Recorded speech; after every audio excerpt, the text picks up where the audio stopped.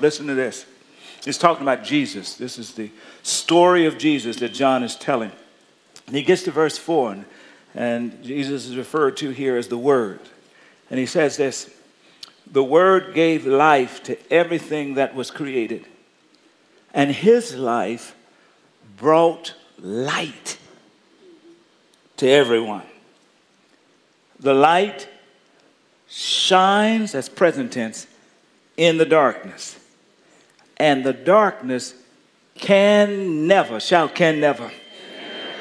extinguish it. Come on, shout amen. Please be seated. How to be a champion of hope, part 1. That's what we want to kind of focus on this week. Everybody shout champions. When a number of us think of the word champion, particularly those of us who are men, the first thing that scrolls across our mind are pictures and names of athletes. We're champions. We're blessed to be here in the Bay Area. We have a number of champion teams, from the Warriors to the 49ers, although they're not having really a good team. But anyway, you would put the Raiders of old.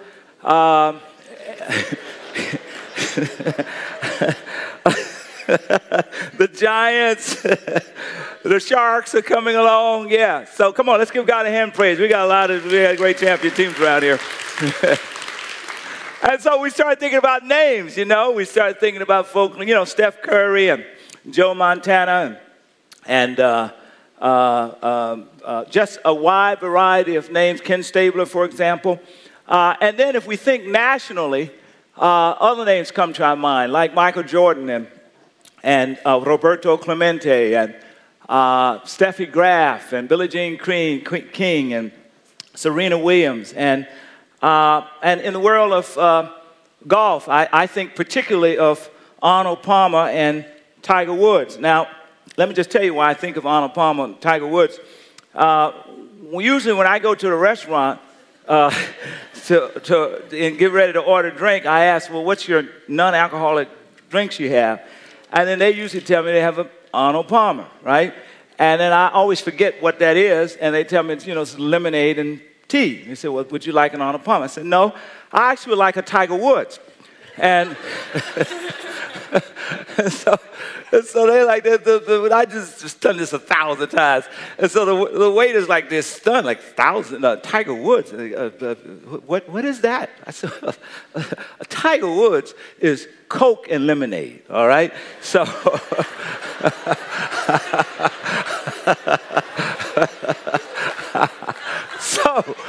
So since I've done this all over the country, if you pick up a menu and you see a Tiger Woods, I want to know about it. I want to know about it. Everybody shout champions. One of the things that's unique about champions that really inspires us, particularly about athletes, but just about any kind of champion, is at least two things. First of all, we're inspired by how they seem to stand out from the crowd. And all champions, they are competing in a heavy, crowded fields of competent athletes. But there's something about them that causes them to rise to the top, to stand out from the crowd. The second thing that I find inspiring about most champions is this notion that they tend to overcome the odds. As a matter of fact, those champions that really overcome the odds, those are usually our favorite champions. I mean, what was really great about the Warriors was that they had lost, for 40 seasons, 40 years, and then they overcame the odds and won the championship. That was, man, we loved it. It was extraordinary. And for example, the Cavaliers, they were 3 games back in the finals, and no team has ever come back from 3 games back and won the NBA championship. And so the Cavaliers happened to do it, and we hated it. I mean, it was not inspiring for me, but in general, we're inspired by this notion of overcoming the odds. I mean, even Jeremy Lin doesn't have a championship ring, But he fits this notion of champions because as an Asian American playing the amazing professional NBA basketball, I mean, in fact, you know, he's overcome the odds. That's why we have this Lynn mania that's happening. We love this notion of standing out in a crowd and overcoming the odds. That's what's unique. Why do we like that? I'll tell you why, I think. Because it has the ability of touching a little area in us called hope. It's hope. Because when we see a team or an athlete overcome the odds and stand out in the crowd, we translate that into our own personal lives. And whatever I said, we don't necessarily think we're ever going to be a Steph Curry or Muhammad Ali or whatever the case is. But in our own lives, as it relates to our families and our careers and the challenges that we face, somewhere deep down inside, even if we don't act on it, it's just a little inspiring. It says to us, maybe that can be me. Maybe I can stand out in the crowd as a father or a mother. Maybe I can stand out in the crowd as a professional. Maybe I can overcome the odds and break the cycle of addiction in my family. Just maybe. It's Pilsers. Now let me tell you about the world's greatest. And by the way, I would lump all of these these heroic figures in the one category, and I would just simply call them all champions of hope because they inspire hope. Shout, champions of hope. Champions of hope. Now let me tell you, the best, greatest champion of hope in all eternity, his name is Jesus Christ. He defeated the ultimate power of evil. We sing evil gliding around us now, but the ultimate power of evil, he defeated it. The ultimate power of the grave, he has overcome it. Romans 8 says it like this: we are more than conquerors because of what he has accomplished through his love. He is the ultimate champion of hope. And this passage that we read, I told you last week about the power of telling stories. And John, as is the case with all the gospel writers, he's telling the story of Jesus. Because John's figured out, as the gospel writers have, John wants you to get to know Jesus. He wants you to trust Jesus. He wants you to develop a relationship with Jesus so that Jesus can be active in redeeming your life, bringing hope. And John knows that you can't get to know Jesus, you can't trust Jesus, you can't open your heart to allow him to enter into your life unless you know Jesus' story. So John is telling us Jesus' story. In the beginning was the Word. He's reminding us that Jesus is God. All things were made by him. Without him was not anything made that is made. And then here comes what I call, here comes the hope portion right here. Watch it. He says in verse 4, he says, and the Word gave life to everything that's created. Come on.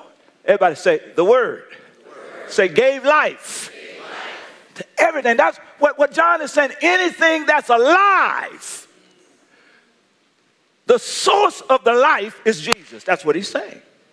Now that's a kind of hopeful statement. And then he says this is what gets a little more interesting. He says, and his life brought light to everyone. His life was light. Now notice that verse is past tense.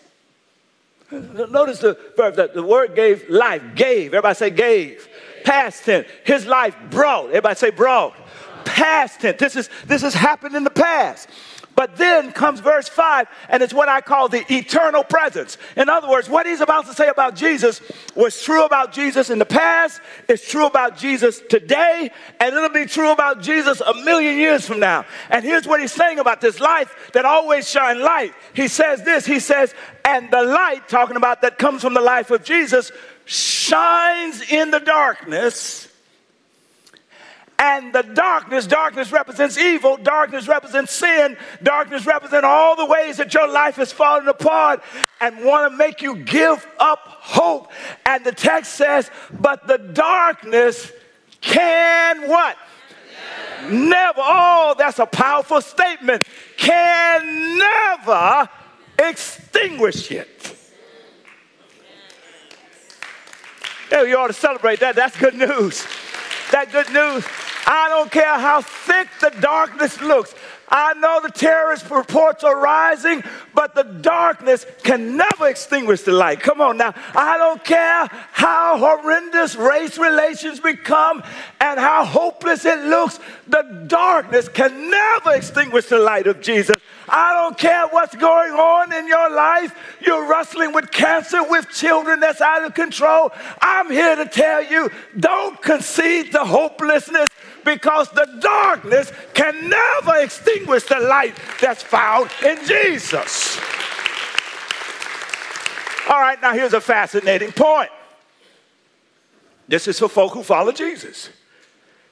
If Jesus lives in your life, you have that light. Doesn't that make sense? If Jesus lives in your life, you have that light. If Jesus lives in your life, you have that hope. I like to say, as I said last week, you can be the hope. Why? Because Scripture tells us, greater is he that is in you than he that is in the world. All right? Now, let's connect with where we are. Well, Romans, I quoted this text last week, and then in Ephesians, let's start with the Ephesians text, 2:14. We think about race relations, and we think it's a contemporary phenomenon. But in fact, it was a big issue when Jesus showed up. This tension among ethnicities, Jews and Gentiles. And so when Paul is also explaining who Jesus is, here in Ephesians chapter 2, verse 14, notice what he says. He says, for Christ himself has brought peace. Shout peace. This is talking about this light that can't be turned out. Has brought peace to us. He united Jews and Gentiles into what? One people. When in his own body on the cross, he broke down the wall of hostility that separated. And when we talk about the racial challenges today and the violence today, we're talking about walls of hostility. And yet we're here, different ethnicities and different histories. And it is the proof that he who is the light that lives in us is fully at work breaking down walls of hostility. Making us one people. And if he lives in me, I have his light. I have his power. I have his hope.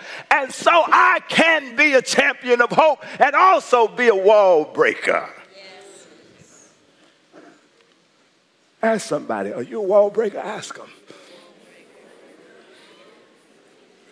If they don't ask, tell them, well, you ought to be. Tell them you ought to be.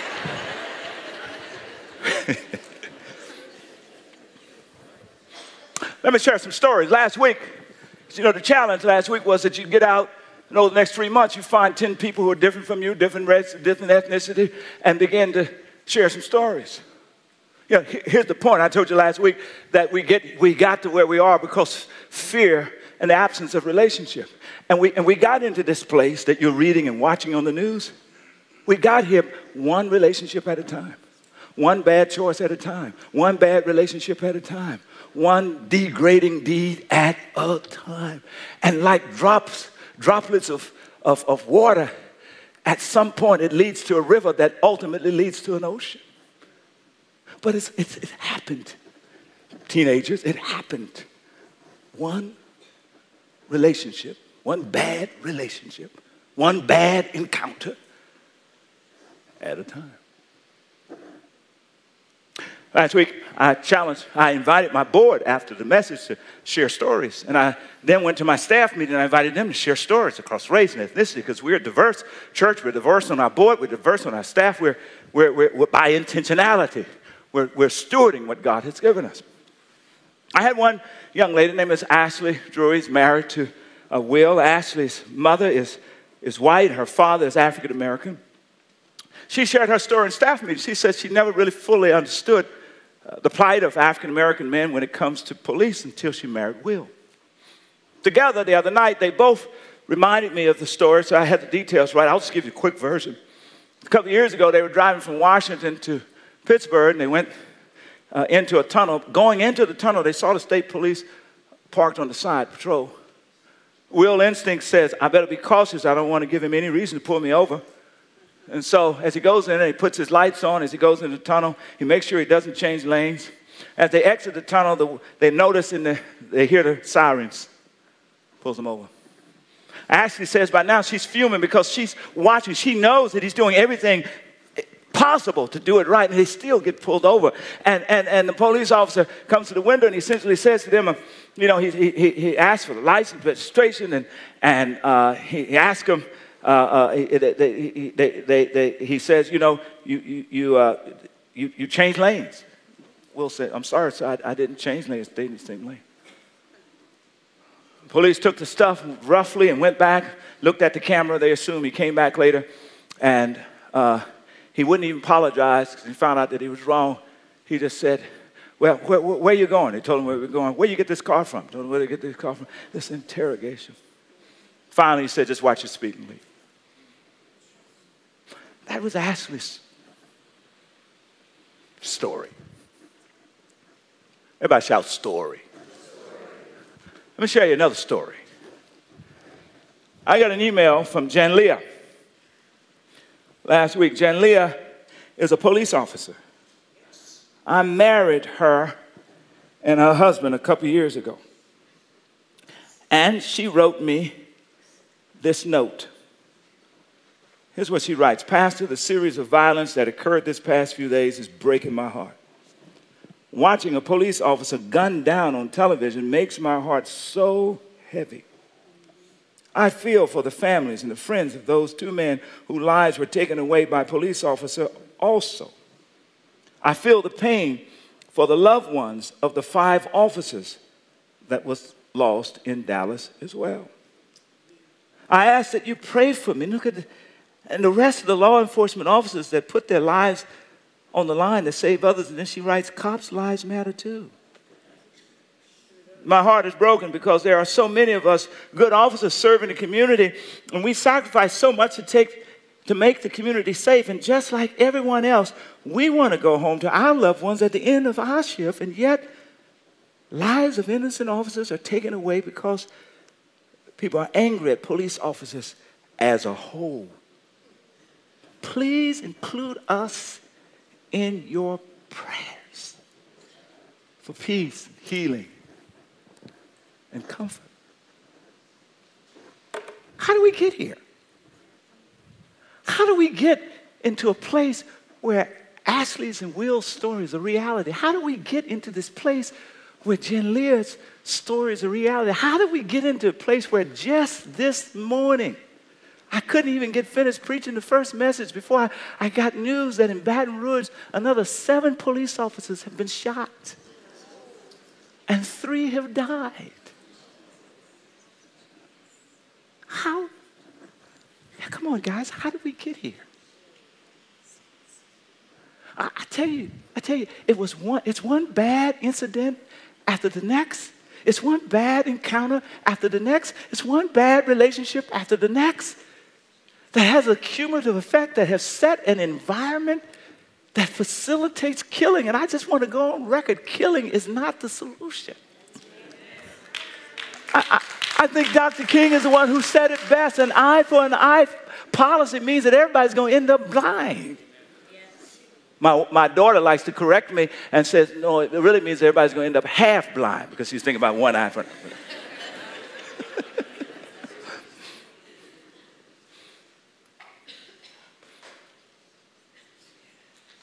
Listen, I don't know about you. There's not a lot I can do about Turkey. And there's not a lot that I can do about Paris. I can pray, and that's a lot to pray. But I can do something about changing the environment that my children and your children grow up in right here. I can do something about that. And so can you. You can do more than sit up and watch MSNBC and Fox News and CNN and shake your fist. You can do more. As a matter of fact, I would argue that you shut all that stuff down and decide that you're going to allow the light of Jesus that's in you, the hope of Jesus that's in you, to spill out and make a difference.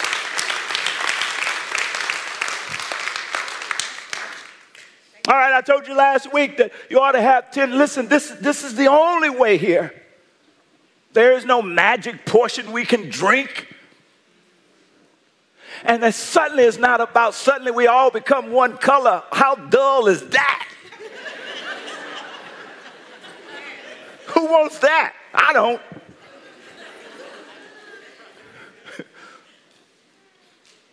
But it means that we're going to decide that we're going to get out and do what we can do. And that begins with having these conversations that I told you about. Last week I said I'll share with you how to actually do it. So I've got four steps that each of us can take, which shapes the attitude that we ought to engage in these conversations that I'm asking you from young high schoolers can be, middle schoolers can be champions of hope. Elderly, frail people can be champions of hope. You just have to be willing to have some dialogue. But you got to do it right, with the right attitude. There are 4 steps. Here's the first. First step. And it's reflected in the passages.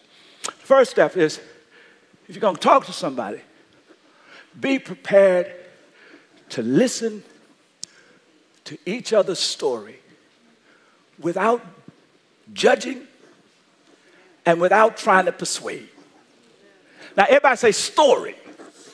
The emphasis is on story. I'm not talking about you going with your statistics. That's not a story. I'm not talking about slamming back and forth over different, who's got the worst hurt. I'm not talking about, that's not a story. Go with your story.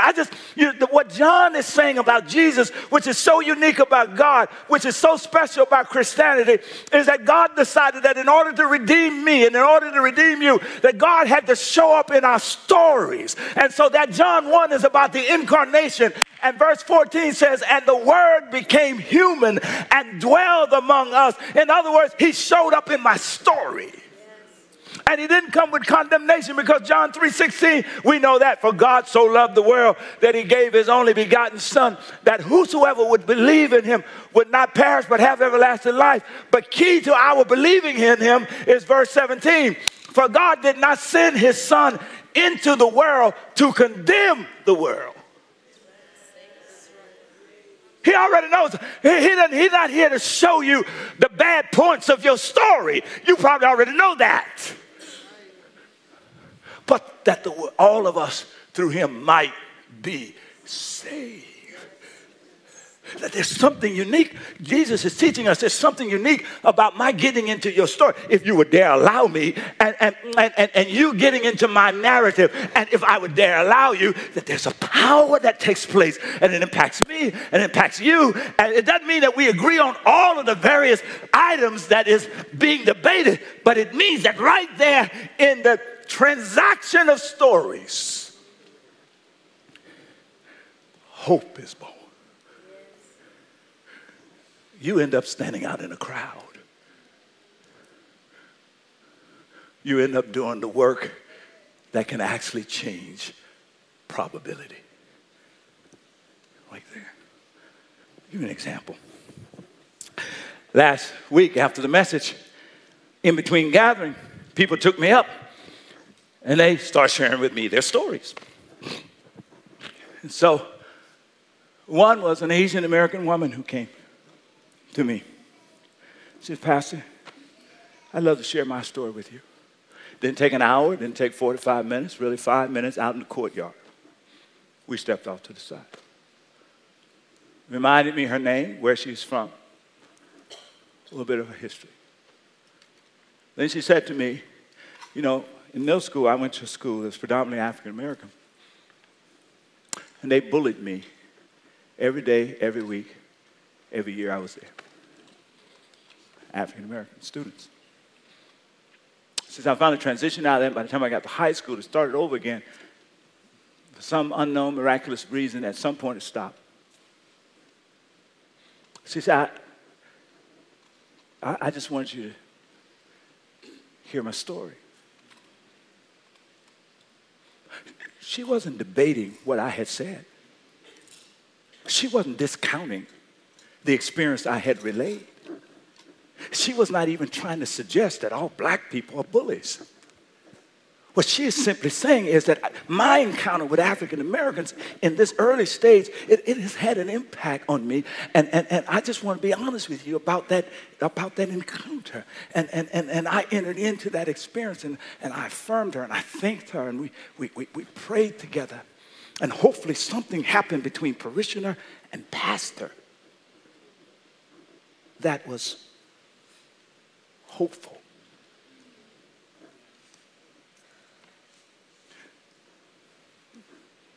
That is, exchange stories. Let me read something. I don't know, a number of you sent out the message from last week. I thought that was fabulous on Facebook. And thank you so much for doing that. Please continue to get the word around. Kristen, our communication director, did the same thing. And one of her friends that she went to school to that lives in Dallas got and heard the message from last weekend. And here's what she wrote. I thought it was just worth repeating what she wrote. She posted it. Kristen showed it to us. She says, over the past week, I have done quite a bit of soul searching. I've listened to several sermons, the radio, the TV. What I came away with is that everyone on all sides feels that they are right. So the conversation is a stalemate. There are no solutions offered, she says. And so I ask, what can I do? That should be the question you're asking, to do about this situation. Finally, referring to the message she heard last week, challenging people to have conversations, she says, finally, here is a solution. And the best part is that no one has to be right. I can hear someone's story and see things from their perspective. That's all I have to do. Listen. She writes, that is the solution. Now, for some of you, you say, well, that just sounds so simple. Actually, it's pretty difficult. It's pretty difficult because it requires risk. That Asian American woman who came to share her story with me, she risked. It wasn't a political correct story, especially after the message that I had preached. She took a huge risk. She didn't know how I was going to categorize her or mislabel her afterward. She had no idea. But somewhere in this notion, she just trusted that since I stood up here and preached this message and I said that love is greater than hate, love is greater than fear, that just maybe she would take a risk.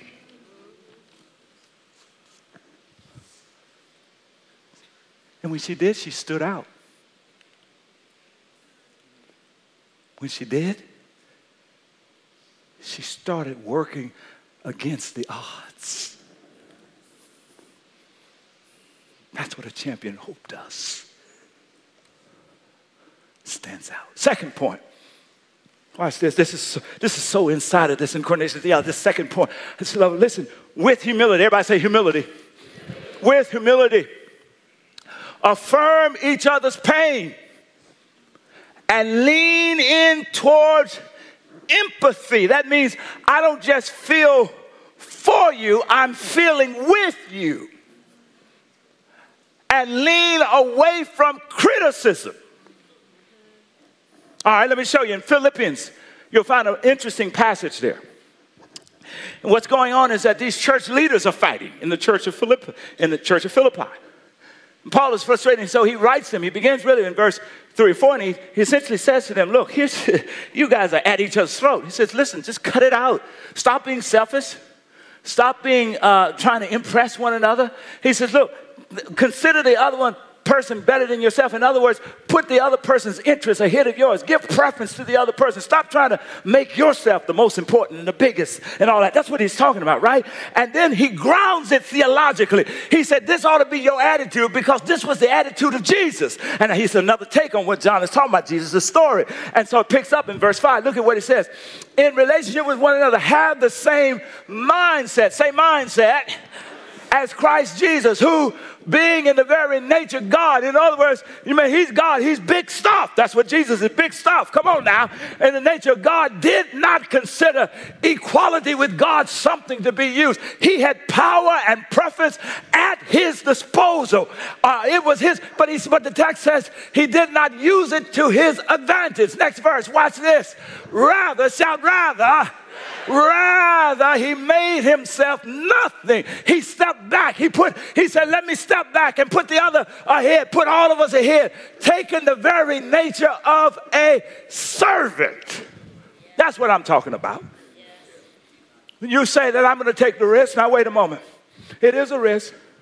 I was talking to some people the other day, and they shared with me, because it says you lead the congregation in this, it said because African Americans tend to, when we share our stories of oppression and trouble, people tend to hear them and then they just walk away. And when they do, that leaves the African American feeling exposed and naked and vulnerable. And you know what, guys? That's a real risk, but it's worth taking.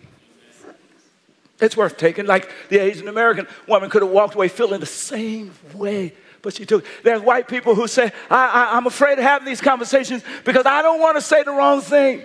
Because I might say the wrong thing and I end up contributing to this notion of oppression. And I certainly don't want to be feeling guilty about stuff that, I don't have anything to do with. And so, and if I get into this conversation, I might end up feeling guilty and I might say the wrong thing. Well, you know what? You're right. It's a risk, but it's worth taking. Yes. Do it. Because his life is in you. His light wants to shine through you. And the text says that the light that wants to shine through you, darkness can never extinguish it. So let it shine. You won't be perfect. We won't be flawless. We're going to mess up and stumble along the way. But allow God's grace to handle the rest.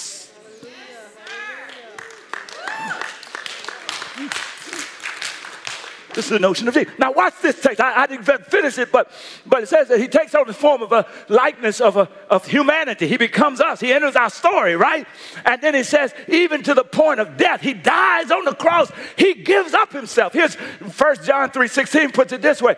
Here's what love looks like. Jesus Christ died for us, so we ought to be able to lay down our lives for each other. I'm not asking you to take a bullet. I'm asking you to dare to have a conversation. Yes. Young, old, boastful. Have a conversation and keep your attitude in the back seat.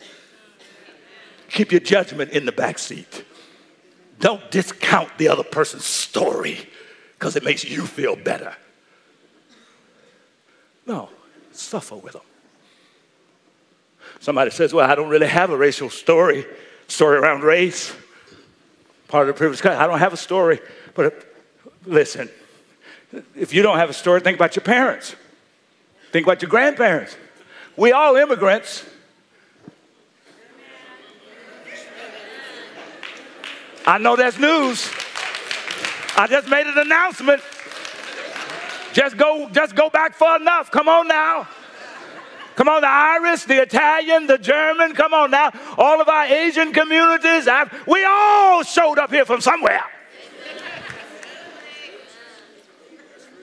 You got a story. I said, well, I don't know those stories. All right. Have you ever suffered?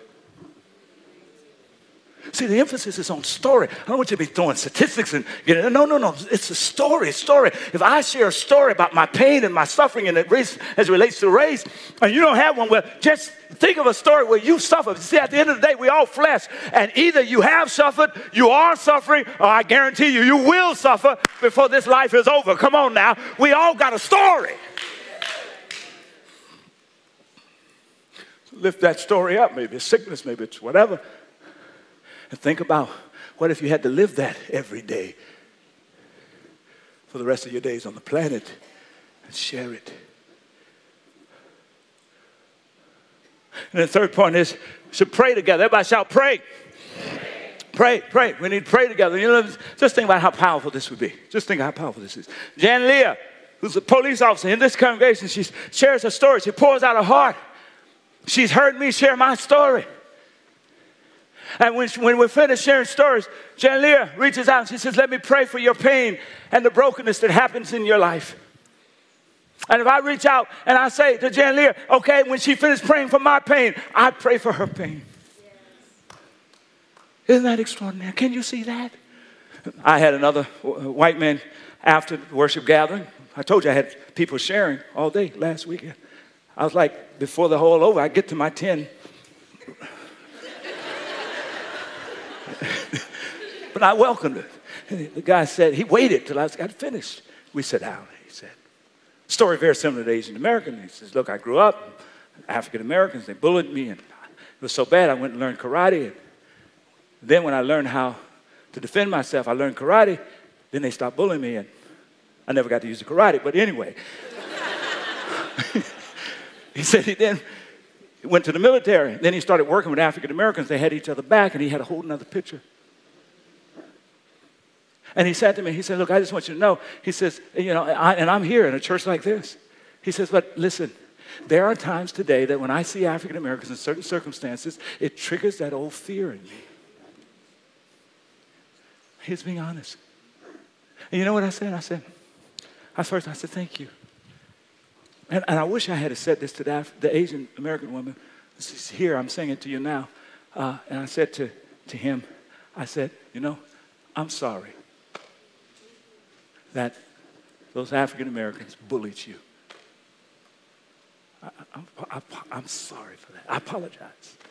He said, oh, Pastor, you don't have to do that. He said, you're not responsible for, so forth and so on.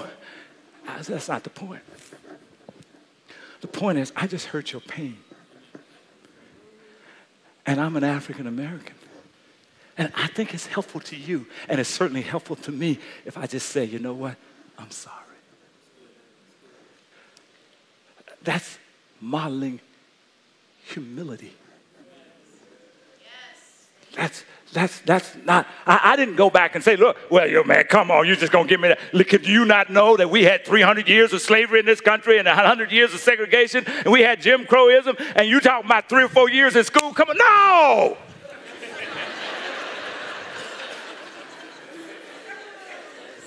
That's crazy. You know what I said? I'm sorry. And you know what happened right there? Hope.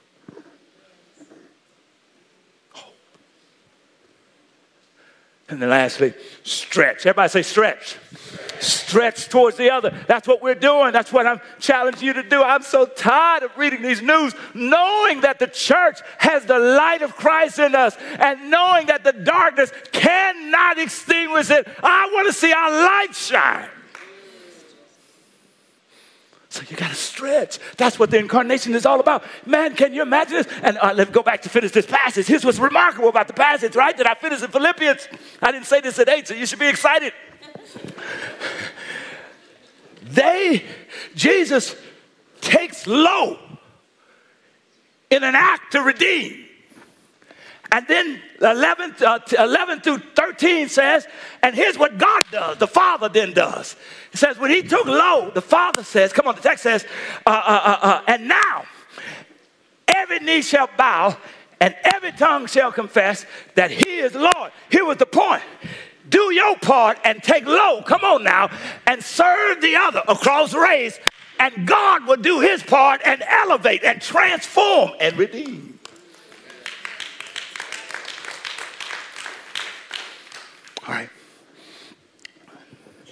All right, so everybody say stretch.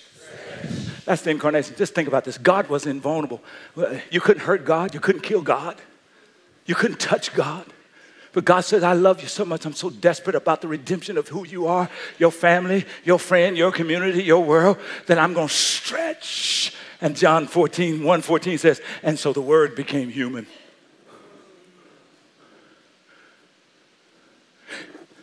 Watch this. By stretching towards the person of the other race. And you do it so that the light of Christ can shine in you. Watch it. You become a little bit more human.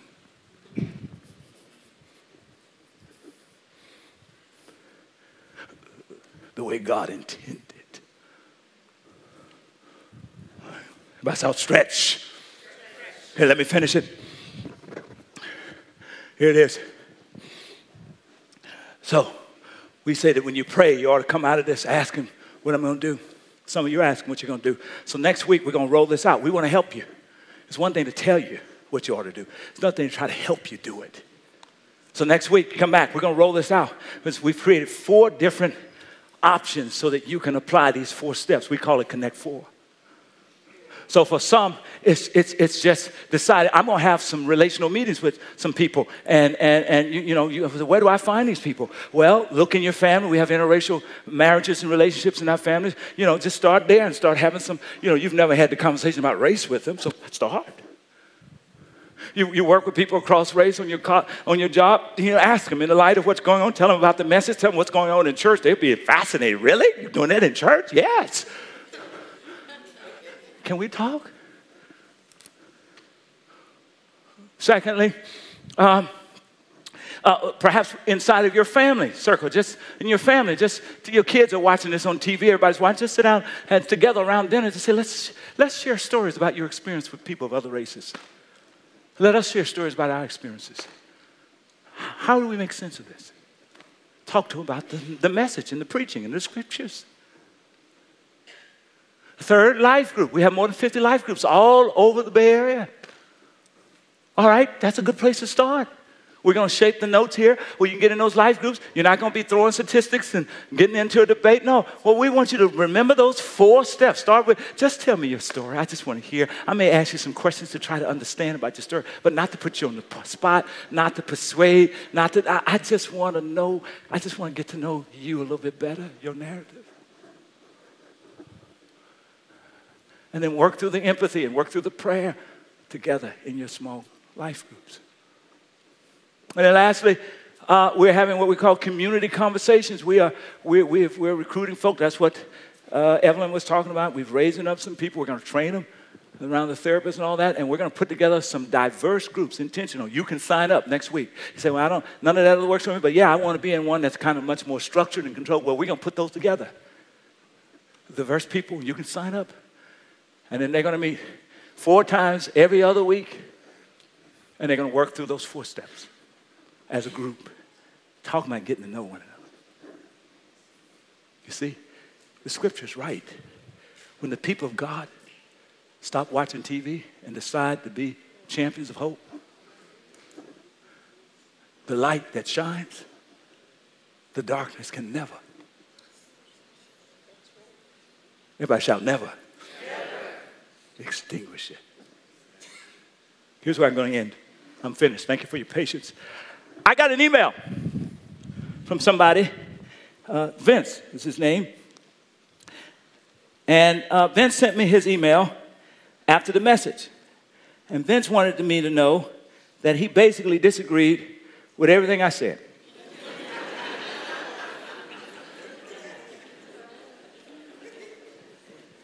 Vince is not a racist, as we would say. He's married to an Asian American. He's dated African American folk. He loves people. He loves God. He has a different set of stories. Here's what he wrote me. In response to your message, I hear many things I believe to be untrue, he says.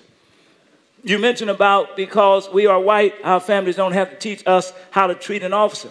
May I say my family and all my white friends and families always taught us how to act when police pull us over. In fact, almost exactly what your son posted on Facebook. I believe that that's a simple family issue. If someone is not taught like I was and how your son was, possibly it's a parenting issue, not race, just maybe. Some would say possibly that African Americans are not taught this as good as white families or as families such as mine and yours. Also, he's being honest. This is from a white man that has never seen white on black racism, only black on white racism. I've never seen any of my white friends, acquaintances, or strangers ever be racist to a black person, but professionally and personally, I've seen the reverse.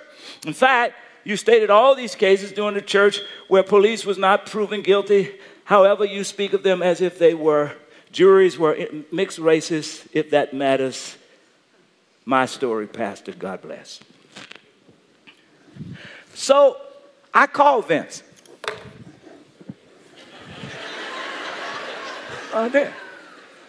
This is exactly what we're talking about. So I communicated him on email, got his phone number, called him. I said, Vince, thanks for being honest. And he said, look, don't miscategorize me. And he laid out his stuff. I said, no. Because first of all, Vince could have printed that publicly, but he sent it to me privately. It was his degree, his notion of respect. He's not trying to, he's just taking me up and says, I'm sharing my story. And my story is different than yours. So I said to Vince, I said, look, let's meet next week. Let's spend about an hour together. Let's talk. Let's get to know each other. Let's exchange some stories. And then the second hour, I want us to do a one-on-one. We're going to videotape it.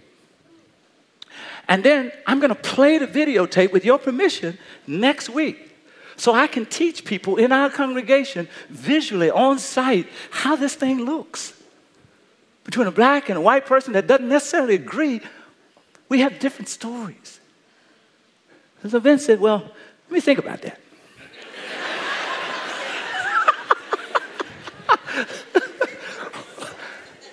A few more exchanges, and then we talked on the phone. Vince said, count me in. And you know, right then, Vince took his second step, because the first step was to send the email, his second step as a champion of hope.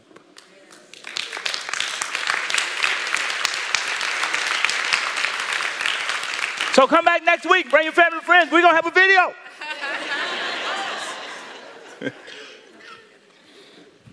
Here's where I want to end. Last week I talked about Mr. Sterling. I talked about Mr. Castile. But I didn't name the 5 police officers who lost their lives in Baton Rouge. I want to end today by calling out their names in a collective moment of prayer. Officer Michael J. Smith. Officer Lauren Herons. Officer Michael Crow. Officer Brent Thompson. Officer Patrick Zamaripa.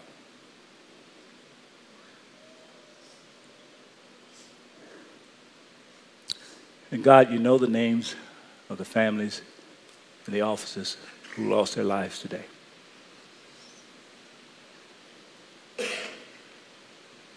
You know the names of those who are crying right now. Touch. Make a difference. And by all means, give us the courage and the power to make a difference.